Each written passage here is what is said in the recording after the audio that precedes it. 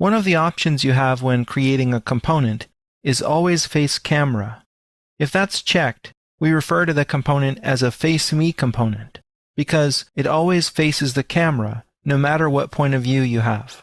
This has an implication on shadows, which I'll talk about a little bit later. Face Me components are best made in a side view, in elevation.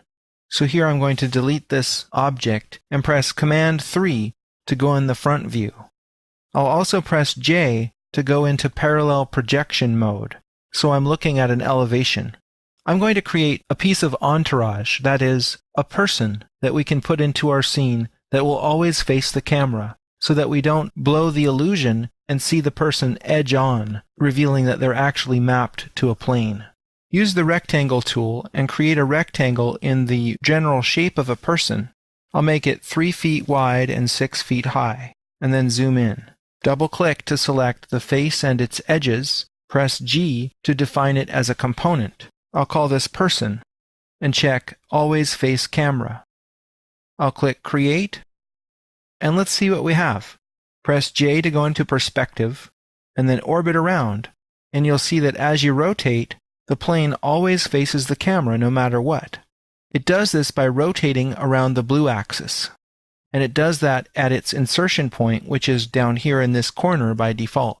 Typically with Entourage, you want to have them rotate about their center point.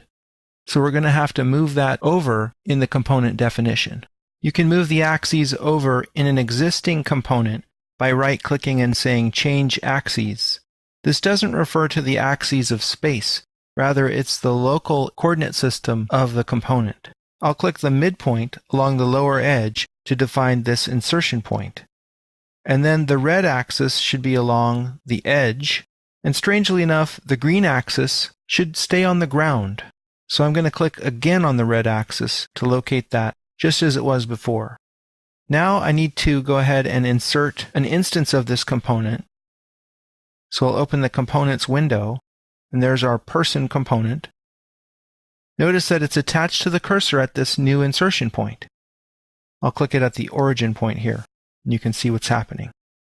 Now that you understand the mechanics of a Face Me component, let's actually build a real one, and we'll just start from scratch. It's necessary to leave SketchUp temporarily and go over to Photoshop, where we have a texture. This image comes to us courtesy of iStock Photo, and it's part of my Photoshop for Architects CS3 Extended Edition DVD. In that DVD, I show how to extract the figure from the ground, and I end up making this layer mask right here. Basically, we want to have the pixels representing the person as the only thing in this file. Everything else is transparent. That way, when we composite it into the Face Me component in SketchUp, we'll just be looking at the person, and we can put them in front of a building, and it will look like they're standing there. So I saved this on my hard drive just as a native Photoshop document, a PSD file. I'll switch back to SketchUp, and let's build the component. Switch to the front view by pressing Command 3, and press J to go into parallel projection mode. Recreate the rectangle, and make it 3 feet by 6 feet, and then zoom in. Press B to activate the Paint Bucket tool. If you're on the Mac, you have to click the brick symbol to access your library. Right-click in this area and say New Texture. You're prompted to select a file. Here we have the businesswoman.psd file. I'll open that. And then I'm prompted to set a width and a height. Let's say she's about 5'5". That sounds about right. I'll click OK. And the texture has been created, but it's at the bottom of this list. I need to scroll down. Click the texture, and then click on the screen. Notice that we can see the sky through here, because we're looking at transparent pixels on this image. Textures tile or repeat by default in 2 directions, so we need to do something about that. I'll select this edge and use the Move tool to move it in, thereby cropping out the copy of the person. Press the space bar and pre-select the top edge. Move it down in the same way.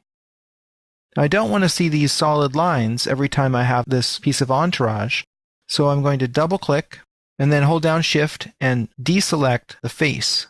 Press H to hide the edges.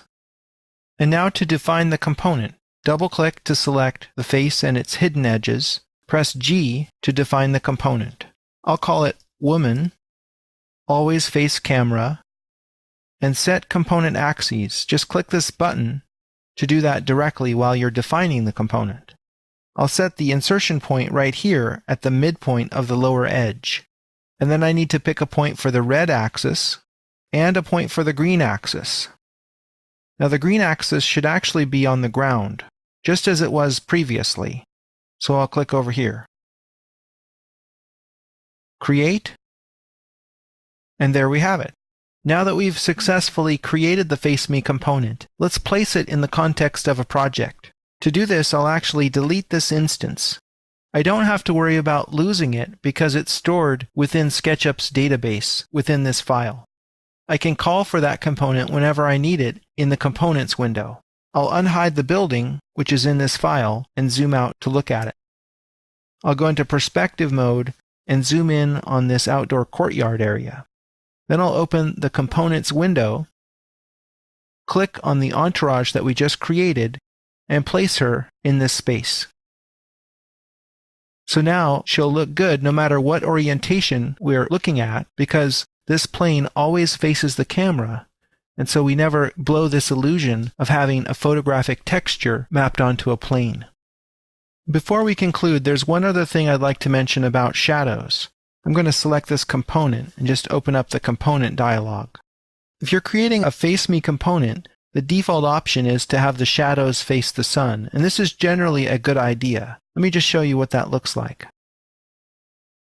I'll open up the Shadows dialog here and display shadows. So right now you see that the shadow is going this way, the same direction as all the other shadows. And as they orbit around, that relationship does not change. This is a good thing, because if the shadows didn't face the sun, they'd be facing this thin plane, and we'd be getting sort of weird shadows. Unfortunately, the shadow that is cast is rectangular. SketchUp isn't smart enough to create the shadow based on the transparency here. So the workaround for that is to use components that are cut out around the edges. And we can see those examples in the component window. Here's an example right here. This is actually a cutout. We can place it here. And you see that when I turn on the shadows, this will cast an accurate shadow because the object is actually cut out here. These are edges all the way around.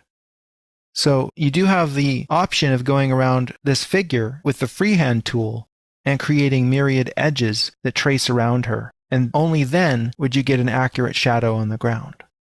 There is a way to do this using Photoshop, Illustrator, and SketchUp Pro, but it's probably overkill in most situations.